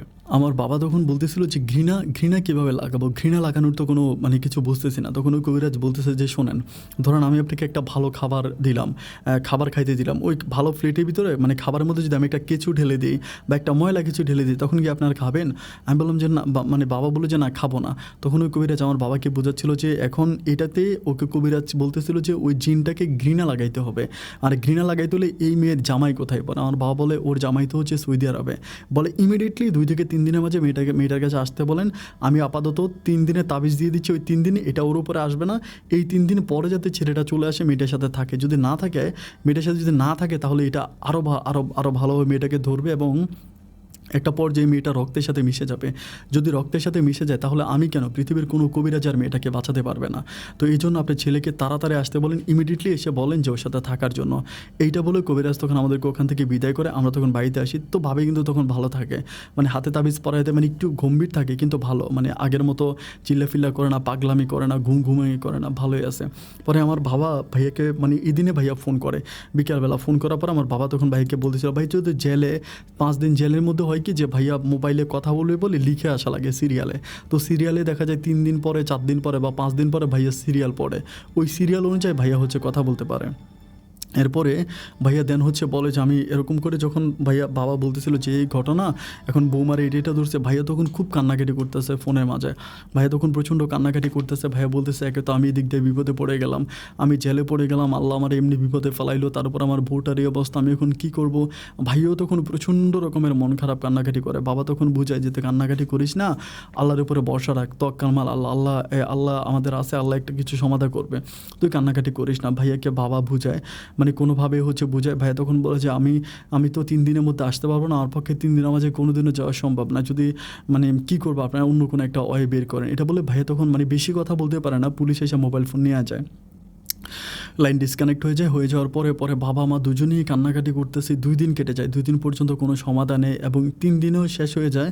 3 দিন পরে সেমভাবে আমার ভাবির উপর এটা আবারও শোয়ার হয় এবং ভাবির উপর যখন এটা মানে শোয়ার হয় তখন ভাবি এরকম করে জোরে জোরে চিৎকার করে বলতেছে যে আমি তোদের একটারেও বাঁচিয়ে রাখবো না, তোদের একটাকেও ছাড়বো না, আমারে ওরে দিয়ে দে, আমি ওরে নিয়ে যাবো, আমি সাইমারে নিয়ে চলে যাবো, আমি আর কখনো এখানে আসবো না, আমি আর কাউকে বিরক্ত করবো না, আমি সাইমাকে নিয়ে মানে অমুক জায়গায় বলো যে খাগড়াছড়িতে নিয়ে যাবো, পানছড়িতে নিয়ে যাবো, দিনাজপুরে নিয়ে যাবো, এরপর আমি প্রয়োজনে ইন্ডিয়া চলে যাবো, পাহাড়ের উপর আমি ওকে নিয়ে বসবাস করবো, আমি ওকে ভালোবেসে ফেলছি, আমি ওকে ছাড়তে পারবো না, তোরা ওরে আমার দিয়ে দে, না দিলে আমি তোদের পুরো বংশ নির্বংশ করে দিব।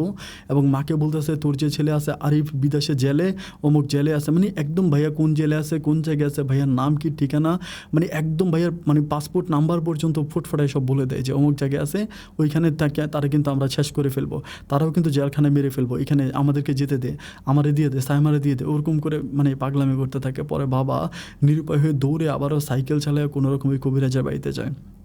যাওয়ার পরে কবিরাজ বলে যে আমি তো আপনাকে আগেই বলছিলাম যে মানে এটা করার জন্য, বা কবিরাজের সাথে কথাবার্তা বলে দেন মানে বাবা তখন খুবই বিপদে পড়েছে। বাড়িতে আসার পরে ভাবিকে নিয়ে দেন বাবা আবারও যায়, মানে ভাবিকে নিয়ে আমি, ভাবি আর আমার মা বাবা আমরা আবারও যাই কবিরাজের কাছে। মানে আমার মনে আছে আমার জীবনে এরকম ঘটনা আমি দেখিনি। আমরা যে সিএনজি করে যাচ্ছিলাম, মানে আমি অনেক হন্টেড মুভি দেখেছি বা অনেক হন্টেড সিনেমা দেখেছি, কিন্তু আমার কাছে মনে হচ্ছিল হন্টেড ওই সিনেমা আর মুভিগুলোকে যেন ওই বাস্তবতাটা হার মানিয়ে দিবে। মানে সিএনজিটা একটু পর একদম আকাশের মতো যেন উঠে যায়। মানে আমরা যে রাস্তা দিয়ে যাচ্ছিলাম, মানে এটা একটা পাকা রাস্তা ছিল, গ্রামের রাস্তা, তো একটু পর সিএনজিটা একদম শূন্যের মধ্যে উঠে যায়, মানে অনেকটা শূন্য উঠে যায়, ওইখান থেকে আবারও পড়ে, আবারও শূন্যটা আবারও পড়ে। অনেক দিন যাওয়ার পরে সিএনজি ড্রাইভার বলে যে আর যাবে না। মা বলতেছে কেন যাবেন না কেন? সিএনজি ড্রাইভার বলতেছে দেখেন এটা তো গ্রাম ছিল, গ্রামের ভিতরে আমার সাথে এরকম করছে, আর এখন আমরা যেটা যাবো এটা হচ্ছে নদীর পার, মানে নদীর একটা ছোটো খাল আছে বলে খালের পার, এই খালের পাড় দিয়ে গেলে যে কোনো সময় আমাদেরকে খালে ফেলে দিবে, আমি যাইতে পারবো না বাবু। পরে কবিরাজ মানে মা সিএনজি ড্রাইভারকে বলে যে বাবার এত মানে আপনি না গেলে আমরা কীভাবে নিয়ে যাবো? সিএনজি ড্রাইভার বলে যে না, কারণ আমাদেরকে খালের মধ্যে ফালায় মেরে ফেলবে। সিএনজি ড্রাইভার যায় না। পরে ওখানে ভাবিকে নামাই দেয়, আমরা ভাবির নিয়ে হাঁটতে একটা হচ্ছে একটা ব্রিজের মতো আছে, ছোটো একটা ব্রিজ, ওই ব্রিজের মধ্যে বসার পরে এমনভাবে মানে ভাবিরই মানে করা শুরু করছে, মানে আসার দেওয়া শুরু করছে, ধরে এভাবে শূন্যের মধ্যে ধরে আসার দেয়, শূন্যের মধ্যে ধরে আসার দেয়। আয় হায় এমন অবস্থা যে কী করবো কিছুই বুঝতে পারতেছি না, চিল্লি করতেছি।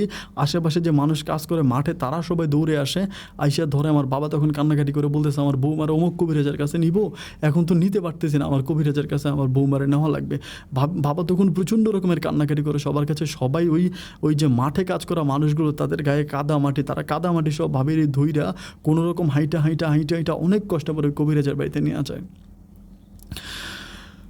কবিরাজের বাড়িতে নিয়ে যাওয়ার পরে কবিরাজ দেখা বলতেছে যে ওরে যে এই পর্যন্ত আনছেন আপনারা আল্লাহর কাছে শুক্রিয়া, ওরা আনতেও পারতেন না। কবিরাজ তখন পানি পড়া এটা সেটা কোনোভাবে দিয়া ঠান্ডা করে আমার বাবারে বলতেছিল যে এই ছেলেটাকে আমার দিকে দেখে বলতেছে, বলে যে এটা আমার ছোটো ছেলে, ওর নাম হচ্ছে আসিফ, ওর বড় ভাইয়ের নাম আরিফ সৌদি আরবের ছেলে আছে।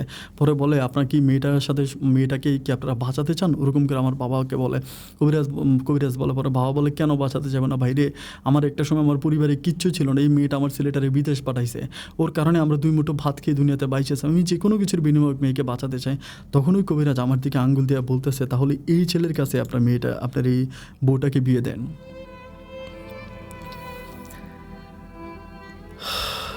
কথাটা শোনার পর আমার গলাটা তখন শুকিয়ে গেছিলো। আমি তখন বললাম যে বাবা এটা কী কথা বলতেছে কবিরাজ তখন বলতেছে যে দেখেন আপনারই তো বড় ভাই, আপনি তারে বিয়ে করেন, আপনি যদি তাকে নতুন করে আবারও বিয়ে করেন, আমার এখানে বিয়ের মণ্ডপ করেন, আমি নিজে আপনাদের বিয়ে দিব এবং আমি এমনভাবে বিয়েটা পড়াই দিব, ওই বিয়ের পর থেকে আর কোনো দিন এই মেয়ের কাছে এই জিন আর কখনোই আসবে না, যদি আসে আমি আপনাদেরকে 10 লক্ষ টাকা দিব, আর কখনো আসবে না, শুধু একবারই আপনার সাথে এই মেয়েটার বিয়ে হয়ে যাক, আপনি শুধু বিয়েটা করেন, একটাবার বিয়েটা করলে সব ঠিক হয়ে যাবে, আমাকে এটা বলে।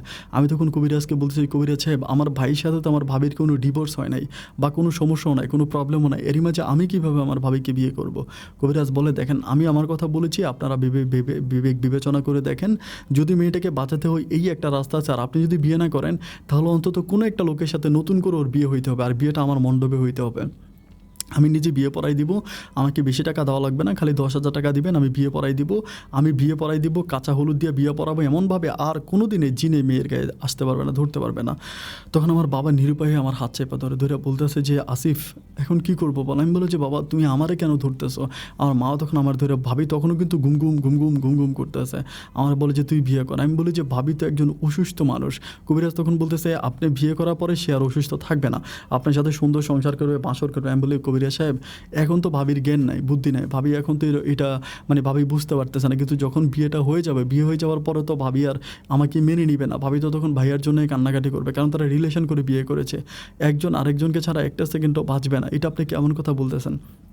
তখন ওই কবিরাজ বলে, "মেয়েটার যখন জ্ঞান ফিরবে, সে যখন সুস্থ হবে, তখন আপনারা মেয়েটারে বুঝিয়ে বললেন যে আমরা এরকম এরকম বিপদে পড়ে তোকে অমুক জায়গায় বিয়ে দিছি।" মেয়েটাকে যখন আপনারা বুঝিয়ে বলবেন, মেয়েটা তখন বুঝবে, কোনো সমস্যা নাই। মেয়ে তো আর অবুঝে না, তারে বুঝাইয়েন যে এরকম এরকম, তা না হলে তোকে বাঁচাইতে পারতাম না। ওর জীবন বাঁচানো ফরজ, আপনারা এই কথা চিন্তা করতেছেন না কেন? আমার বাবা তখন এই একটা কথার উপরেই সম্মতি দিয়ে দেয় যে জীবন বাঁচানো ফরজ, আর এই জীবন বাঁচানোর জন্য যা করা দরকার আমরা তাই করব। ঠিক ওই দিন আমি একটা মানে প্যান্ট পরে থাকি, একটা শার্ট পরে থাকি।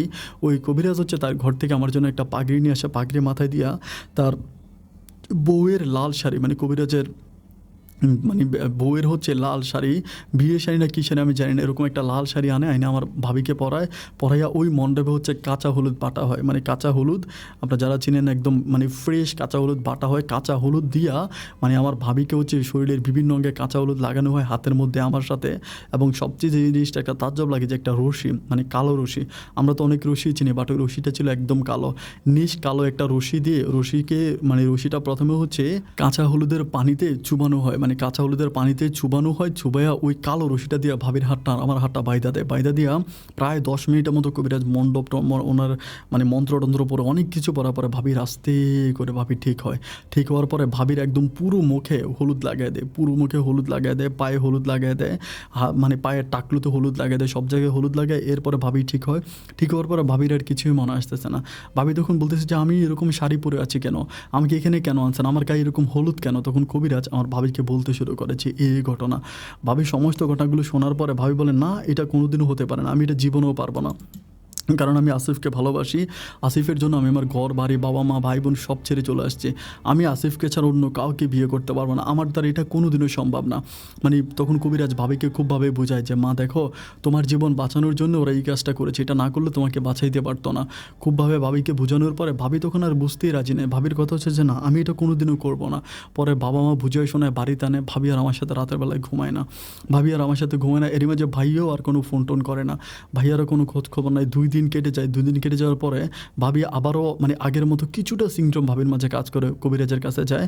আমার বাবা বলে যদি ওরা একসাথে না, মানে কবিরাজ আমার বাবাকে নাকি বলে দেয় যদি একসাথে না ঘুমায় তাহলে এটা আবারও ধরবে, আপনারা আমার কাছে আইসেন না। বাবাকে নাকি কবিরাজ একরকম গালাগালি করে।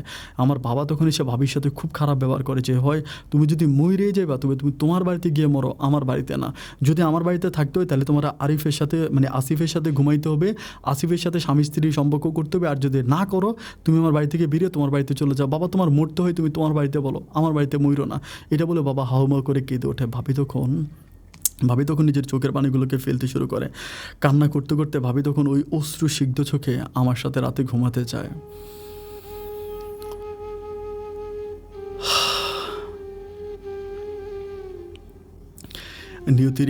নিয়তির এই নির্মম পরিহাস। আমি ভাবির সাথে রাতের বেলায় থাকি এবং আমাদের মাঝে স্বামী স্ত্রীর সম্পর্ক হয়। এবং সম্পর্ক হওয়ার পরে ভাবি একদম পুরো ব্যাবলা হয়ে যায়, মানে কোনো সাথে কথাবার্তা বলে না একটু। পুরো ওই সময় আমার পড়াশোনাও বন্ধ হয়ে যায়, আমি আর পড়াশোনা করি না। ভাবির সাথে আমার সম্পর্ক আর এরই মাঝে মানে যতটুকু ছিল মানে আমার বাবা মা ভাবি ছাড়া কিচ্ছু বোঝে না, মানে ভাবিকে ছাড়া আমার বাবা মায়ের কোনো কথা নাই। আমার বাবা মা ভাবিকে অত্যন্ত ভালোবেসে ফেলছিল। এভাবে ভাবির সাথে আমার সংসার করতেছি প্রায় 1 মাসের মতো। তারই মাঝে ভাইয়া কিন্তু ফোন করে, বাবা মা কিন্তু বলে না যে আমার সাথে ভাবির বিয়ে হয়েছে, এটা বলে না। 1 মাস পরে আলহামদুলিল্লাহ আমার ভাইয়া পুনরায় আবারও বাংলাদেশে আসে। এবং বাংলাদেশে আসে যেদিন আসে ওই দিন মানে ভাইয়া যখন ঘরে ঢুকে তখন রাত প্রায় 1টার মতো বাজে। রাত 1টা বাজে ভাইয়া ঘরে আসে। ভাবি কিন্তু সুস্থ হয়েছে, ভাবি কিন্তু সম্পূর্ণ সুস্থ হয়েছে, আর কোনো ভাবির প্রবলেম হয় না। রাত 1টা বাজে ভাইয়া বাড়িতে আসার পরে ভাইয়া মানে প্রিপারেশন নিচ্ছে যে ভাবির সাথে ঘুমাবে, ওরকম প্রস্তুতি নিচ্ছে। ভাবি তখন খুব কান্নাকাটি করে, মানে প্রচণ্ড রকমের কান্নাকাটি করে। মানে ভাইয়া তখন বারবার জিজ্ঞেস করে, "তুমি কাঁদতেছো কেন, কী হয়েছে?" ভাবি কোনো কথা বলে না, কান্নাকাটি করে। তো কান্নাকাটি করার একটা পর্যায়ে মানে প্রচণ্ড রকমের কান্নাকাটি করে। ভাইয়া কোনোভাবে ভাবিকে বুঝাইতে পারে না। পরে ভাই মানে ওরা ঘুমানোর জন্য প্রস্তুতি নিচ্ছে, ভাবিকে ডাকতেছে যে, "তুমি আসো আমরা ঘুমাবো", এরকম করে বলে। ওই সময় আমার বাবা বলতেছে যে, "ও তোর সাথে ঘুমাবে না, ও তো ও তো আসিফের সাথে ঘুমায়। এটা বলার পরে ভাইয়া তখন বলতেছে, আসিফের সাথে ঘুমায় মানে? আমার বাবা তখন ভাইয়াকে ওই রাতের বেলায় ভাইয়ার হাতে পায়ে ধরে সমস্ত ঘটনাগুলো ভাইয়াকে খুলে বলে যে এই ঘটনা। আমার ভাইয়া তখন বলতেছিল যে ওর জীবন বাঁচানোর জন্য যদি এটা আসিফ করে তাহলে এটা ভালোই করছো, আমার কোনো অভিযোগ নেই, কারণ ওর তো জীবন বাঁচাইতে হবে। আমি তো এটাই চিন্তা করতেছিলাম যে তোমরা কীভাবে ওরা বাঁচাইলা, কীভাবে ও বাঁচলো। ঠিক আছে, যেহেতু এটা ও করছে, আসিফ যেহেতু এটা করছে, এটা আমি এটাতে আমার কোনো অভিযোগ নেই। ভাইয়া যদিও মুখে এই কথা বলে, কিন্তু ভাইয়ার চোখের পানিগুলো তখন টলমল করতেছিল। ভাবি ভাইয়ার মুখের দিকে তাকিয়ে আছে আর ভাইয়া ভাবির মুখের দিকে তাকিয়ে আছে, দুজনে অশ্রুসিগ্ধ চোখে। ভাবি তখন আমার সাথে খাটে ঘুমাইতে চায়, ভাইয়া তখন পাশের রুমে ঘুমাইতে যায় একা একা। ওই সময়ের যে কষ্ট আমি এটা কখনোই ভুলতে পারবো না, আমার কলিজাটা ছিঁড়ে যাচ্ছিল। সেই রাতের বেলায় সারাটা রাত ভাবি আমার পাশে শুয়ে শুয়ে কান্নাকাটি করতেছিল, সারাটা রাত কান্নাকাটি করতেছিল। ভাইয়া কখনো বারান্দায়, কখনো এখানে, কখনো সেখানে ভাইয়া পায়চারি করতেছিল। আমি একটা মুহূর্তের জন্য কিছু করতে পারি নাই। যখন সকালে সূর্য উঠে এই পরিবারের মাঝে ভাইয়া ভাবির দিকে তাকায়, ভাবি ভাইয়ার দিকে তাকায়, আমি নীরবে খাওয়া দাওয়া করি। মানে পারিবারিক অবস্থাটা এমন হয়ে গেছে যে আমি কাউকে বুঝাইতে পারবো না। ওই অবস্থাটা আমি কাউকে বুঝাইতে পারবো না। এভাবে দিন আর রাতগুলো কাটতেছে, প্রায় 2 মাসের মতো কেটে যায়। তো আমার সাথে ভাইয়ের সম্পর্ক অনেক ভালো, খুব পারিবারিকভাবে অনেক সম্পর্ক ভালো। তো এরকম করে কাটতে কাটতে পাশে হচ্ছে রাহেলার মা বলতে একজন মহিলা আছে, মানে রাহেলার মা, ওনার বিয়ে হয়েছিল, ও ডেওয়ান মানে ওনার শ্বশুর বাড়ি থেকে চলে আসছে আমাদের মানে পাশের ঘরে উনি থাকে। ওই রাহেলার মা আমার ভাইয়াকে কী জানি বলে আমি জানি না, ভাইয়া হঠাৎ করে আমার উপরে খুব ক্ষেপে যায়, মানে খুব রাগারাগি করে, গালাগালি করে। এটা 1 মাস পরে, ভাই বিদেশ থেকে আসার 1 মাস পরে গালাগালি করে, কথায় কথা আমাকে মারতে আসে, খুব খারাপ অবস্থা। আমি তখন বললাম যে কী রে, আমার সাথে এরকম মারামারি গালাগালি ভাই এগুলো কেন করতেছে, আমি কিছুই বুঝতে পারি না। মানে খুবভাবে ভাইয়া গালাগালি আমাকে, মানে সিক্রেট পাগলামি সাগলামি এগুলো ভাইয়া করতেছে। আমি তখন মানে বুঝতে পারি না যে কী হয়েছে, মানে ঘটনা কি, আমি তো ঘটনা কিছুই জানি না। পরে আমি জানতে পারি আমতো করে যে ওই মহিলা নাকি, আমার পাশের ঘরে ওই মহিলা নাকি আমার ভাইয়াকে বলছে আমি নাকি ভাবির উপরে রাতের বেলায় ভাবিকে হচ্ছে ইয়াতে নিয়ে, মানে ওই যে ইয়াতে কী বলে হচ্ছে হিন্দুদের বিয়েতে নিয়ে, ওখানে নাকি আমি ভাবিকে হচ্ছে তাবিজ ছোঁয়াইছিলাম, মানে জিনে ধরার জন্য যে তাবিজ, ওই তাবিজ নাকি আমি ভাবিকে ছোঁয়াইছিলাম। আমি নাকি নিজেই কবিরাজের সাথে কথা বলে ভাবির উপরে জিন ছোঁয়ার করছি, এবং এই কাহিনী নাকি সম্পূর্ণ আমি করে আমি ভাবিকে বিয়ে করছি। এই কথা ওই মহিলা আমার ভাইয়াকে বলছে, এবং ভাইও এই কথা বিশ্বাস করে ফেলছে।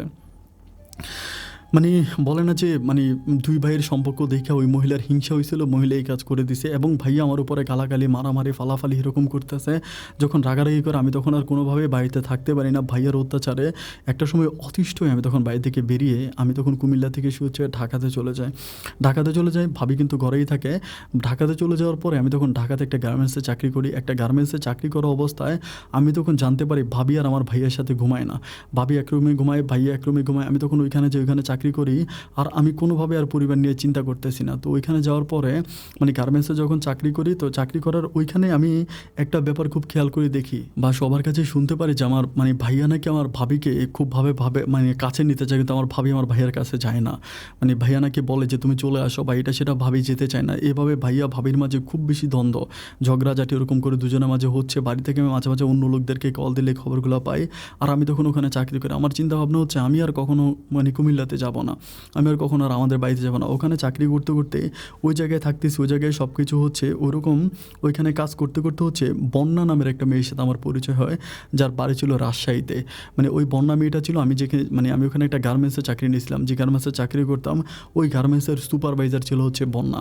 তো বন্যার কাছে আমি তখন আমার সমস্ত মানে কথাগুলো বলতাম যে বন্যা এই ঘটনা, আমার মানে ভাইয়ার এমন, আমি আমার পারিবারিক স্টোরিগুলো সব কিছু বলছে। মানে আমি যে মানে মানে ভাবিকে বিয়ে করছি এটাও বলছে, এবং ভাবির যে এখন আবার আমার ভাইয়ের সাথে সম্পর্ক হয়ে যাচ্ছে, এবং ভাবি যে ভাইয়ের সাথে সম্পর্ক করে ফেলতেছে, এটাও আমি ওকে বলছি। সব কিছু বলার পরে ও তখন ওরও একটা বিয়ে হয়, এর আগে ওরও একটা বিয়ে হয়। ওর স্বামী হচ্ছে একটা বেসরকারি ব্যাংকে চাকরি করতে, উনি গাড়ি অ্যাক্সিডেন্ট করে মারা যাওয়ার পরে হচ্ছে ও তখন ওই গার্মেন্টসে চাকরি করে এবং সুপারভাইজার। পর ওর সাথে আমার একটা খুব ভালো সম্পর্ক হয়।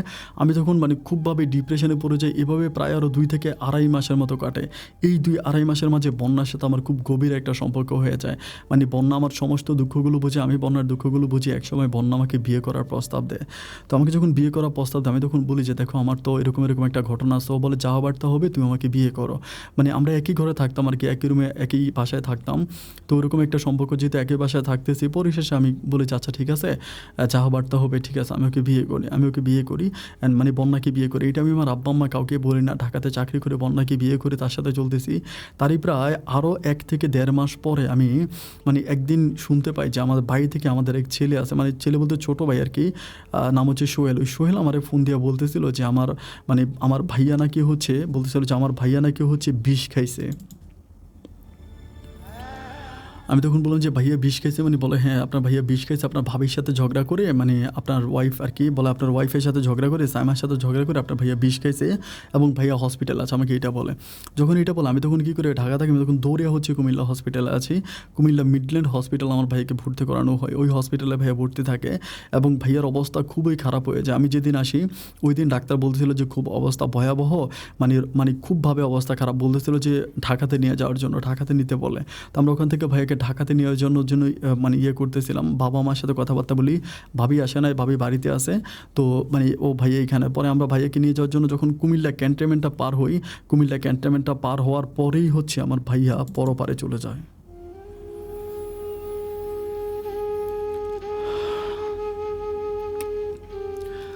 একটা নার্স মহিলা থাকে, ওই নার্স মহিলা বলতেছিল যে আপনারা ওরে আর ঢাকাতে নিয়েন না, আপনারা ব্যাক করেন, কুমিল্লাতে নিয়ে যান। উনি আর নাই এটা বলে। তো আমরা ওখান থেকে ব্যাক করে কুমিল্লাতে মানে বাড়িতে আসি। বাড়িতে আসার পর আমার ভাবি তখন আমার ভাইয়াকে জড়িয়ে ধরে হাউ মাউ করে কান্নাকাটি করে, মানে প্রচণ্ড রকমের কান্নাকাটি, মানে এত পরিমাণে কান্নাকাটি যে আমি বলে বোঝাতে পারবো না, এই পরিমাণ কান্নাকাটি করে। তো কান্নাকাটি করার পরে তো সবাই আমার ভাইয়াকে দাফন কাফনের ব্যবস্থা করে, ভাইকে দাফন কাফন করে দেওয়া হয়। দাফন কাফন করার পরে আমি তখন হচ্ছে চলে আসবো, মানে 2 দিন পরে আর কি আমি বাড়ি থেকে চলে যাব। আমার আব্বা আম্মা বলতেছে তুই কই যাবি? আমি বললাম যে আমি চলে যাবো, আমি ঢাকাতে। এরপরে বলে যে ঢাকাতে কেন? আমি বললাম যে আমি তখন আমার মাকে আমি খুলিয়ে বলেছি, মা এরকম আমি ঢাকাতে বন্যা নামের রাজশাহীর একটা মেয়ের বিয়ে করছি, এখন ওর সাথে আমি আছি। যেহেতু ভাইয়ের সাথে ভাবির সব সম্পর্ক হয়ে গেছে আমি জানতেই পারছি, এজন্য আমি বন্যাকে বিয়ে করে ফেলছি। আমার মা বলে যে সম্পর্ক হয়ে গেছে মানে? আমি বললাম যে শুনলাম তো ভাইয়ের সাথে ভাবির সম্পর্ক। বলে যদি তোর ভাইয়ের সাথে তোর ভাবির সম্পর্ক হয়ে যাবে তাহলে তোর ভাইয়া বিষ খাইলো কেন? বিষ কেন খাইছে? আমি বলি যে কেন খাইছে তা তো জানি না। ভাবিও তখন খুব কান্নাকাটি করতেছে। আমি তখন আমার মাকে বললাম যে আমি তো বিয়ে করে ফেলছি, আমার তো আর কিছু করার নাই। ভাবি তখন এই কথাটা শুনতে পাওয়ার পর ভাবিও তখন খুবই কান্নাকাটি করে। আমার মা বলে যে মেয়েটার জামাই মরে গেল, আমাদের এই পরিবারের জন্য মেয়েটা কী না করছে। একে তো তার বাবা মা সব কিছু ছেড়ে তোর ভাইয়ের হাত ধরে পালিয়ে আসছে এবং তোর ভাইকে বিদেশ নিজের টাকায় পাঠাইছে। ভূত হোক জিন হোক বা যে কোনো কারণে মেয়েটা তোরে আবার বিয়ে করছে, আবার তোর ভাই এসে তাকে এই পরিমাণের অত্যাচার অবিচার করছে, আবার এখন আমরা তোর ভাইয়ের খুনির জন্য তাকেই দোষারোপ করতেছি। এই মেয়েটা এখন কী করবে? তুই এখন আবার এই মেয়েটাকে ছেড়ে চলে যাচ্ছিস। আমি বলি যে আমি তো অলরেডি বন্যাকে বিয়ে করছি, বন্যা আমার বিবাহিত স্ত্রী, আমি তো বন্যাকে কষ্ট দিতে পারবো না। বন্যা তো কোনো অন্যায়। আমার বাবা তখন আমাকে পায়ের জুতা খুলে ইচ্ছা মতো মারে আর বলে তুই কারে জিজ্ঞেস করে বন্যারে বিয়ে করছিস? তুই তো অলরেডি হচ্ছে সাইমারে বিয়ে করলে, সাইমা তোর বউ, এর মধ্যে তুই সাইমার সাথে মানে সব কিছু ক্লোজ হওয়া ছাড়া তুই বন্যারে কেন বিয়ে করলে? আমি বললাম যে আমি বন্যারে তো বিয়ে করছি, আমি তো শুনছি, এলাকার লোকে আমার ফোন করে বলছে যে এই মানে সাইমার সাথে সাইমা ভাবির সাথে ভাইয়ের সব কিছু বনিবানা হয়ে গেছে, তারা নাকি একসাথেও থাকতেছে। আমার বাবা তখন আমাকে চিৎকার করে বলতেছে আরে জালিম, এই আমার বড়টা তো এক মহিলার কথা শুনে আজকে আত্মহত্যা করছে, বিষ খেয়ে মরছে, আর তুইও মানুষের কথা শুনে নাচতেছিস, তোরা আর কত মানুষের কথা শুনবে?